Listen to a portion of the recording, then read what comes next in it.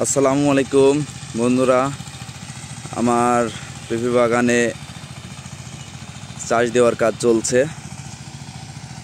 একটু ঘাস হয়ে গিয়েছিল, যার কারণে পাওয়ার টিলার দিয়ে চাষ দেওয়া হচ্ছে। আর এমনিতেও চাষ দিতে হতো, কারণ আমার গাছ প্রায় ফুল আসার কাছাকাছি। এখন গোড়ায় মাটি দিতে হবে, সেই জন্য চাষ দিয়ে দিচ্ছি। দেখুন গাছগুলো কত সুন্দর হয়েছে, গাছের গোড়াও অনেক মোটা হয়েছে।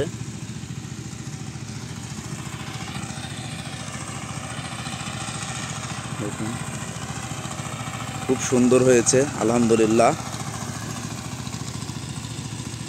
এটা মানিকগঞ্জের শাহী পেঁপের জাত। ওই পাশে আছে, এটা মোট 3 বিঘা জমি।